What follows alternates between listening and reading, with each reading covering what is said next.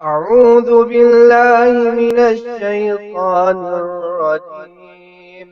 بسم الله الرحمن الرحيم.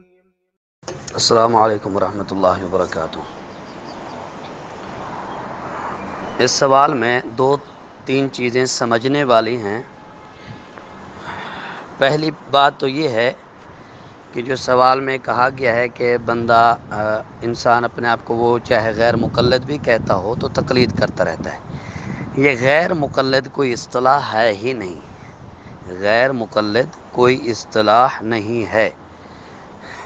مقلد تقلید کرنے والے کو کہتے ہیں، تو اس نے صرف دوسروں پر خود الزام لگایا، یعنی ایک نام ان کے ساتھ بھی جوڑ دیا کہ میں مقلد ہوں تو آپ غیر مقلد ہیں۔ یعنی اگر اس کو آپ دوسرے لفظوں میں سمجھیں تو ایک شرابی شخص ہے، شراب پیتا ہے، تو اب وہ تو شرابی ہے، تو وہ دوسرے کو کیا کہتا ہے کہ آپ غیر شرابی ہیں۔ جب وہ شراب پیتا ہی نہیں تو اس کے ساتھ غیر شرابی کا لفظ کیوں استعمال کیا گیا؟ شراب تو پھر بھی اس کے ساتھ آ گئی ہے، اب یہ غیر شرابی ہے جی۔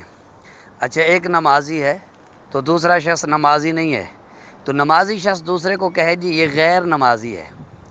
نمازی کے لیے ایک اصطلاح بولی گئی ہے، شرابی کے لیے ایک لفظ بولا گیا ہے، مقلد کے لیے ایک لفظ بنایا گیا ہے، تقلید کرنے والے نے اپنے لیے ایک لفظ چنا ہے، تو اب دوسرے کے لیے وہ اس نے خود بخود جوڑ دیا ہے۔ پہلی بات تو یہ ہے، جو تقلید نہیں کرتا اس کو غیر مقلد کہنے کی ضرورت نہیں ہے۔ یہاں دوسری بات یہ ہے کہ کبھی کسی نہ کسی مسئلے میں تقلید کرتا ہی رہتا ہے۔ پہلی بات یہ ہے، تقلید کی تعریف کیا ہے؟ تقلید کی تعریف جو کتابوں کے اندر موجود ہے کہ کسی غیر امتی یعنی نبی صلی اللہ علیہ وسلم کے علاوہ کسی امتی کی بات کو بغیر دلیل کے مان لینا، یہ تقلید ہے۔ بغیر دلیل اور بغیر حجت کے مان لینا، اس پر عمل کرنا، تو یہ تقلید ہوتی ہے۔ اگر ایک بندہ کسی عالم کی یہاں یہ اشکال اٹھایا جاتا ہے صرف عام لوگوں کو بہکانے کے لیے، عام لوگوں کو پریشان کرنے کے لیے کہ یہ بھی تو تقلید کرتے ہیں۔ اب وہ سوال یہی اٹھایا جاتا ہے کہ دیکھو جی، یہ جب امام بخاری رحمہ اللہ کی بات کرتے ہیں کہ امام بخاری رحمہ اللہ نے فرمایا، تو یہ بھی تو ان کی تقلید کرتے ہیں۔ کہتے ہیں یہ فلاں امام نے کہا ہے، تو یہ بھی تو ان کی تقلید کرتے ہیں۔ تو تقلید یہ ہے کہ کسی بھی امام کی بات کو کسی بھی غیر یعنی نبی صلی اللہ علیہ وسلم کے علاوہ جو امتی ہیں ان میں سے امتی میں سے کسی کی بات کو بغیر دلیل کے مان لینا، اس پر عمل کرنا، یہ تقلید ہے۔ لیکن کسی کی بھی بات کو دلیل کے ساتھ ماننا، اور دلیل کیا ہے؟ قرآن و حدیث۔ ایک عالم مسئلہ بیان کرتا ہے اور وہ دلیل کے ساتھ مسئلہ بیان کرتا ہے، دلیل کیا ہے؟ قرآن و حدیث۔ تو کیا اس عالم کی تقلید ہو رہی ہے؟ قطعاً نہیں، اس عالم کی بات نہیں مانی جا رہی، بات تو مانی جا رہی ہے رسول اللہ صلی اللہ علیہ وسلم کی، دلیل کو مانا جا رہا ہے۔ اسی طرح جو یہ اشکالات پیدا کرتے ہیں کہ یہ امام بخاری کے مقلد ہیں، دوسرے امام مسلم کے مقلد ہیں، یہ ہے وہ ہے، تو ان کی باتوں کو نہیں مانا جاتا۔ ہاں، کوئی ایک ایسی بات جو ان کی حدیث کے مقابلے میں ہو، حدیث کی مخالفت میں ہو، اور حدیث کو چھوڑ کر ان کی بات مانی جائے، تو پھر تو ہم کہیں گے کہ یہ تقلید کی جا رہی ہے۔ لیکن جب ان کا وہ مسئلہ جو انہوں نے قرآن و حدیث کے مطابق دلائل کے ساتھ مسئلہ بیان کیا ہے، تو اب یہ دلائل کو مانا گیا ہے، نہ کہ ان علماء کی یا ان ائمہ کی بات کو مانا گیا ہے، دلائل کو مانا گیا ہے، دلائل کی روح سے ان کو مانا گیا ہے۔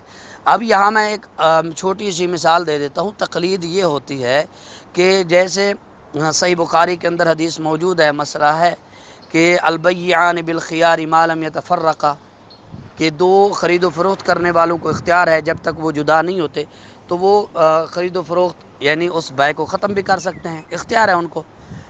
تو جب مجلس ختم ہو جاتی ہے تو پھر اختیار ختم ہو جاتا ہے، یہ حدیث ہے۔ اور اس میں مسئلہ امام شافعی رحمہ اللہ نے جو بیان فرمایا وہ حدیث کے مطابق ہے، جو حدیث کہتی ہے، امام شافعی رحمہ اللہ کا موقف بھی یہی ہے، اور امام ابو حنیفہ رحمہ اللہ کہتے ہیں نہیں، جب پیسے لینے والے نے پیسے لے لیے، چیز دے دی تو بیع پوری ہو گئی۔ اب حدیث میں کچھ اور ہے، اماموں کے نزدیک کچھ اور ہے، یہ کیوں ہے، یہ ایک علیحدہ بحث ہے۔ اب امام کی بات ماننے کے بعد ایک عالم جو یہ کہتا ہو کہ ٹھیک ہے، وہ اقرار کر رہا ہے اپنی زبان سے، الحق ما قال به الشافعی، جو اقرار کر رہا ہے کہ حق بات تو وہی ہے جو امام شافعی نے کہی ہے، یعنی حق بات سے مراد ہے قرآن و حدیث کے مطابق مسئلہ وہی ہے جو امام شافعی رحمہ اللہ نے کہا ہے، لیکن نحن مقلدون یجب علینا تقلید امامنا، ہم چونکہ مقلد ہیں، ہمارے اوپر ہمارے امام کی تقلید واجب ہے، تو ہم اس لیے اس مسئلے میں امام حنیفہ کی تقلید کریں گے، ہم امام شافعی کی تقلید نہیں کریں گے، اس کی بات نہیں مانیں گے۔ اب یہاں دیکھیں، حدیث میں جو مسئلہ ہے وہ اور ہے، اور حدیث کی مخالفت میں ایک غیر نبی یعنی امتی کی بات کو بغیر دلیل و حجت کے مانا گیا، یہ تقلید ہے۔ علماء کی بات کو ماننا، نبی کی بات کو، علماء کی بات جو قرآن و حدیث کے مطابق ہو اس کو ماننا، یہ تقلید نہیں ہے، یہ قرآن و حدیث کی اتباع ہے۔ السلام علیکم ورحمۃ اللہ وبرکاتہ۔